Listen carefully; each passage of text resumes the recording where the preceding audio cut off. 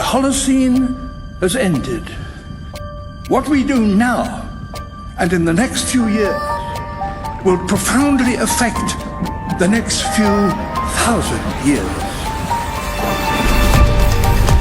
The only conditions modern humans have ever known so far are changing, and changing fast. Nothing stays the same on this planet. Everything changes. The Earth is going into one of these jumps, and you don't know what is going to be on the other side of those jumps. The Earth is always jumping.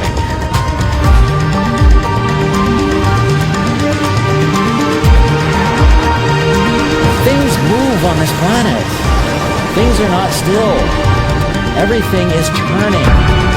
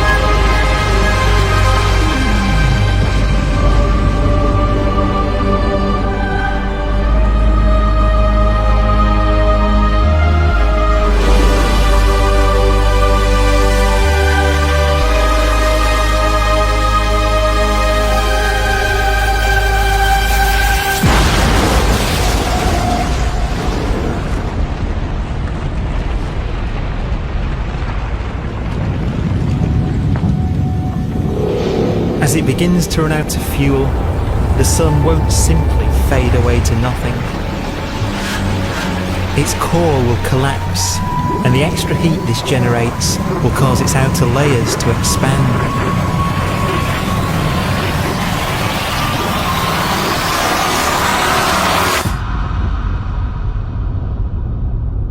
The sun is now dead. Its remains slowly cooling in the freezing temperatures of deep space.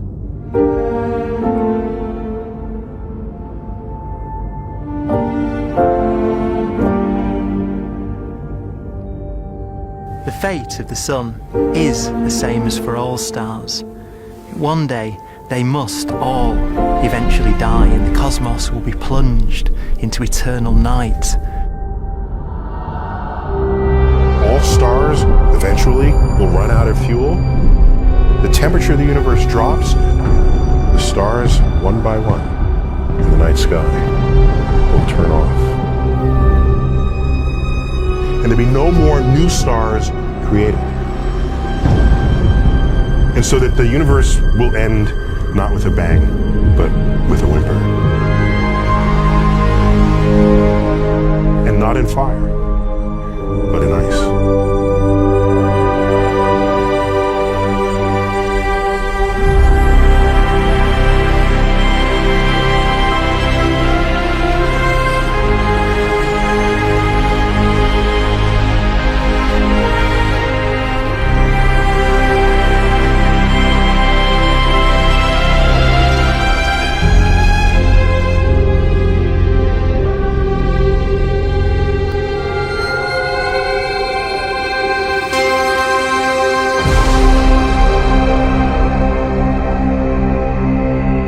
With no fuel left to burn, a white dwarf's faint glow comes from the last residual heat from its extinguished furnace.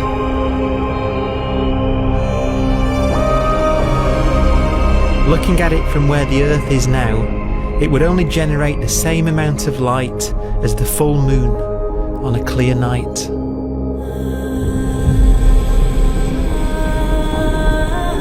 The faint glow of white dwarfs will provide the only illumination in a dark and empty void littered with dead stars and black holes.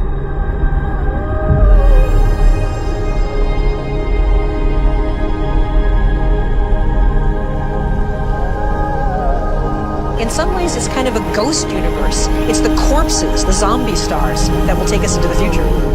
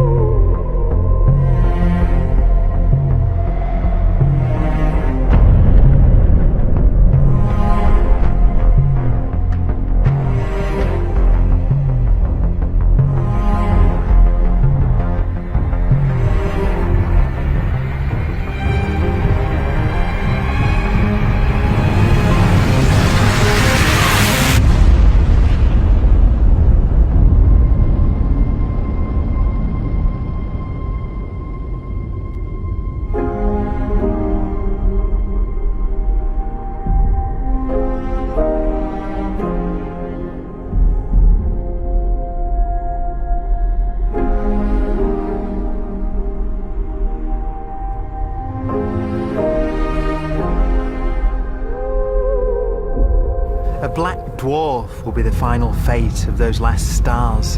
White dwarfs that have become so cold that they barely emit any more heat or light. Black dwarfs are dark, dense, decaying balls of degenerate matter. Little more than the ashes of stars. Their constituent atoms are so severely crushed that black dwarfs are 1,000,000 times denser than our sun.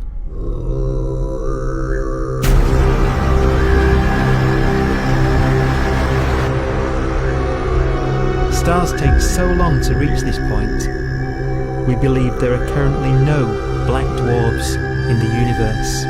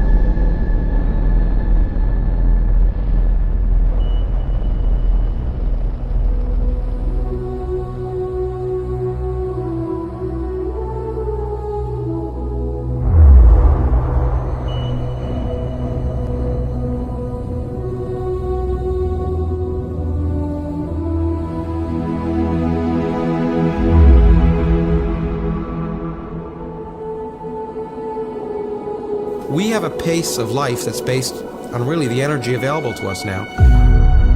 You could imagine living conscious systems which have a very different pace and therefore can extend out at least a lot farther than you'd imagine otherwise. You could have a living system where if it had a thought every 10 trillion years, that would seem normal.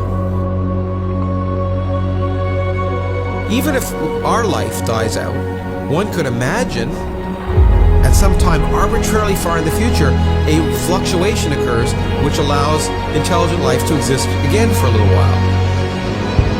So you might have islands in time of intelligence.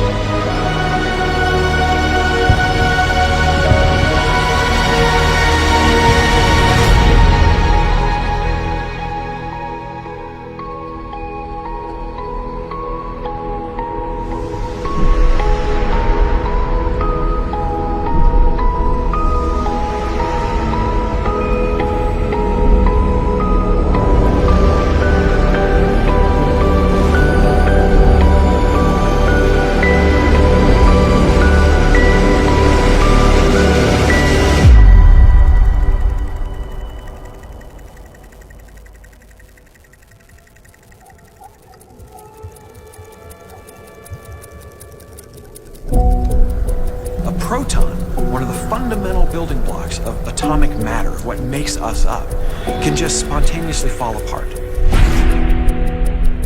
Any material that evades the pull of a black hole eventually dies away as its protons disintegrate.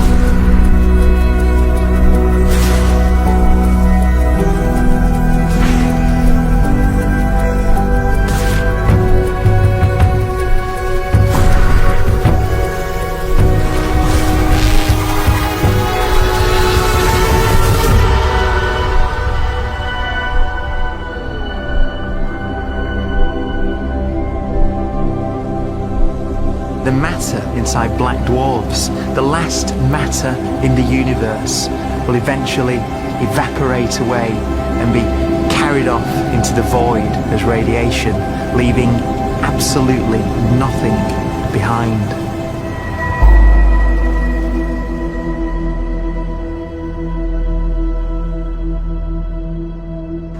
With the black dwarfs gone, there won't be a single atom of matter left. All that will remain of our once rich cosmos will be particles of light and black holes.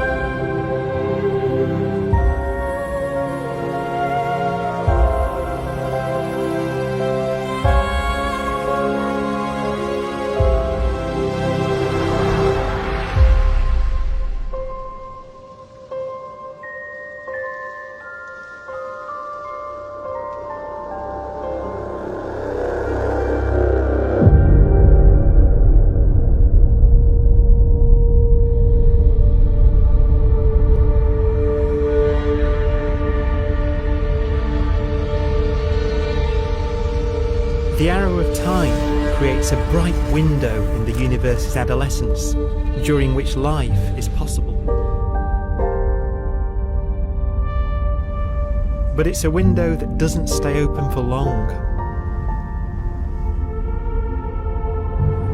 As a fraction of the lifespan of the universe, as measured from its beginning to the evaporation of the last black hole, life, as we know it, is only possible for 1,000th of a billion billionth billionth of a percent.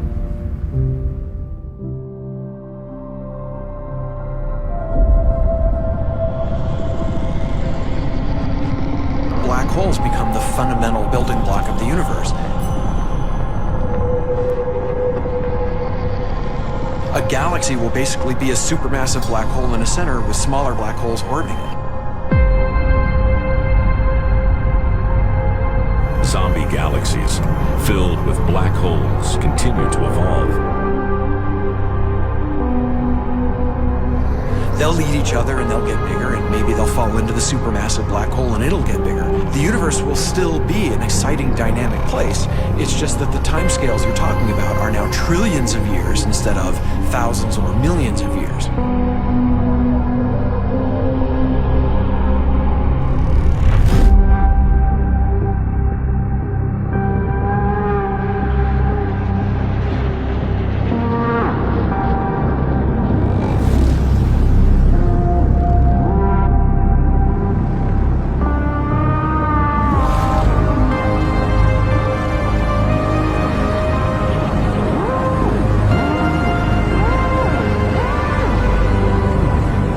Black holes can bang on space-time like mallets on a drum.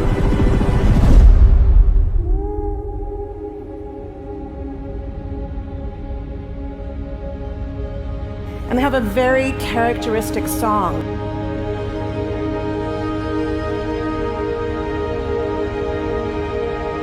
Imagine two black holes that have lived a long life together. At the end of their lives, they're going around each other, crossing thousands of kilometers in a fraction of a second. As they do so, they leave behind in their wake a ringing of space, an actual wave on space-time.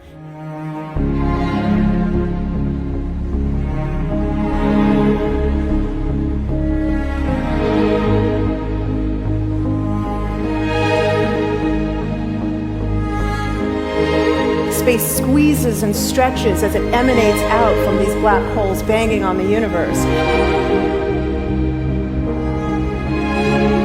Those are the gravitational waves. They are literally the sounds of space ringing. And they will travel out from these black holes at the speed of light as they ring down and coalesce to one spinning, quiet black hole.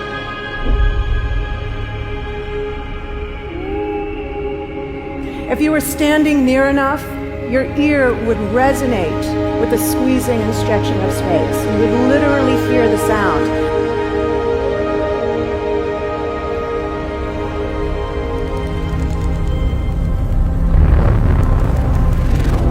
Imagine a lighter black hole falling into a very heavy black hole. The sound you're hearing is a light black hole banging on space each time it gets close.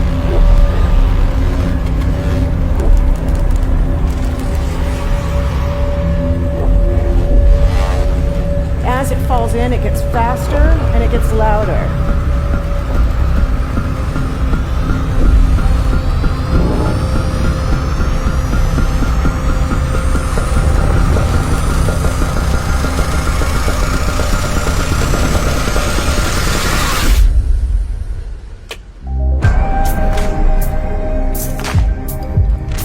Scientists used to think black holes were immortal, but even these will one day die. Now we're talking about timescales of unimaginable length, quadrillions of years into the future. On that timescale, even the black holes begin to evaporate.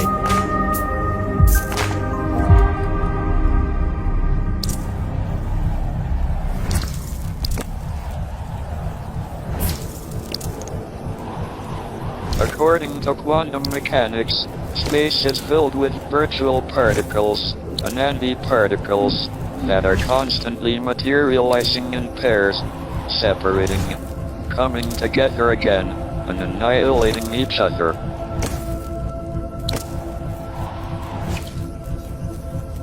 In the presence of a black hole, one member of a pair of virtual particles may fall into the hole, leaving the other member without a partner with which to annihilate.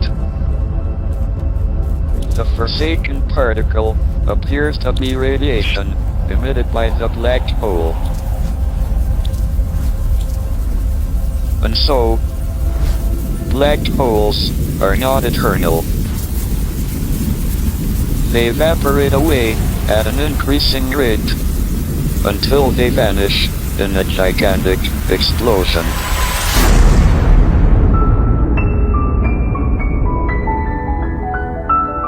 Quantum mechanics has allowed particles and radiation to escape from the ultimate prison, a black hole.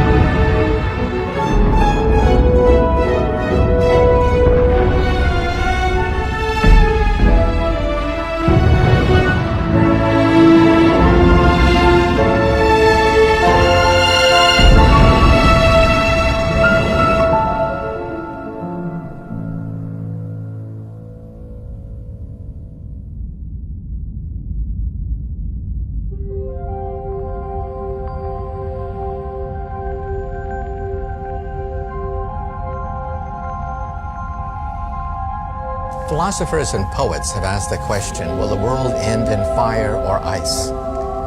We can now give an answer. The latest evidence shows that the universe is not slowing down, but it's speeding up out of control. And the universe, we think, will die in ice. Trillions upon trillions of years from now. Empty space itself has energy. In every little cubic centimeter of space, whether or not there's stuff whether or not there's particles, matter, radiation, or whatever, there is still energy even in the space itself. And this energy, according to Einstein, exerts a push on the universe. What is the weird stuff that's accelerating the universe? We call it dark energy. And this stuff is the dominant stuff of the universe. Almost 3/4 of the matter energy content of the universe is this dark energy. And we don't know what it is. Dark energy, unlike matter or radiation, does not dilute away as the universe expands. This has crucial implications for what the universe is going to do in the future. So what will be the future of the universe? Well, if the dark energy remains dominant and repulsive, the universe will expand forever.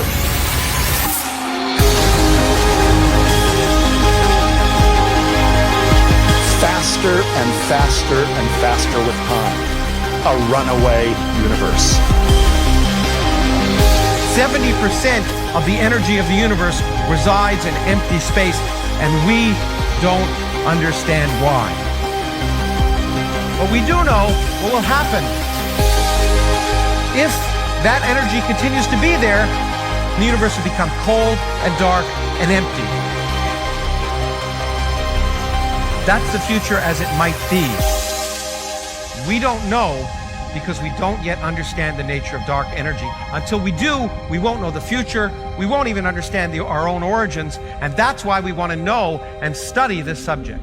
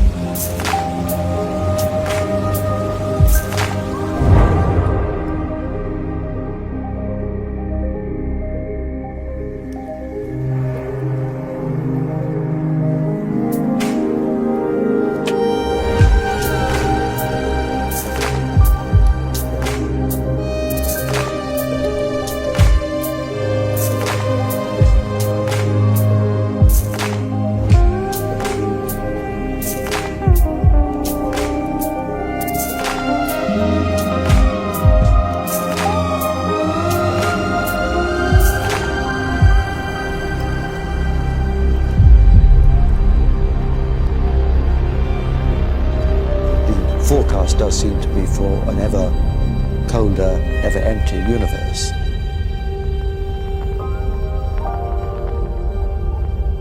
But then, of course, we have to ask, could that end lead to a new beginning? And there are ideas whereby what actually is the end of our universe could in some sense be linked to the beginning of a new one.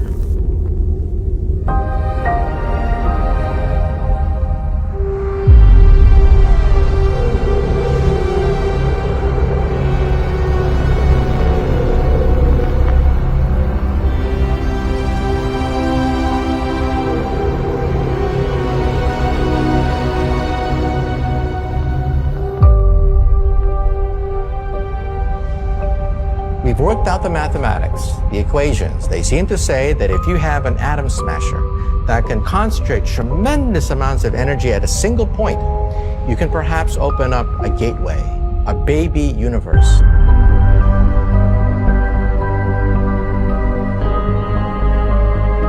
Facing the death of everything there is, this perhaps is their only possibility of escape.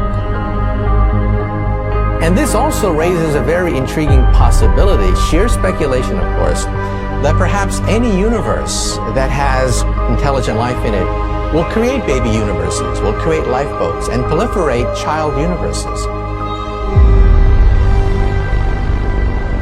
So an evolution may take among universes in the multiverse. Survival of the fittest may take place.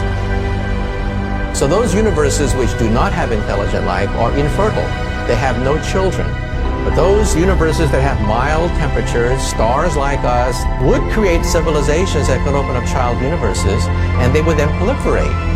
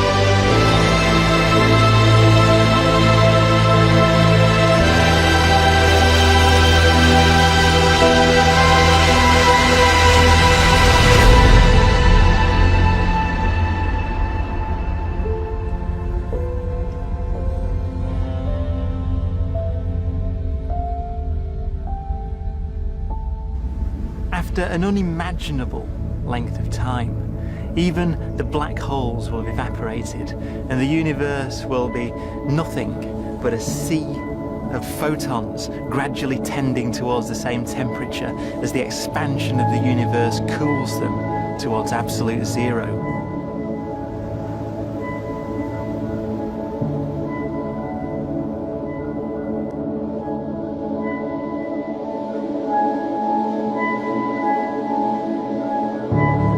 Once the very last remnants of the very last stars have finally decayed away to nothing, and everything reaches the same temperature, the story of the universe finally comes to an end. For the first time in its life, the universe will be permanent and unchanging.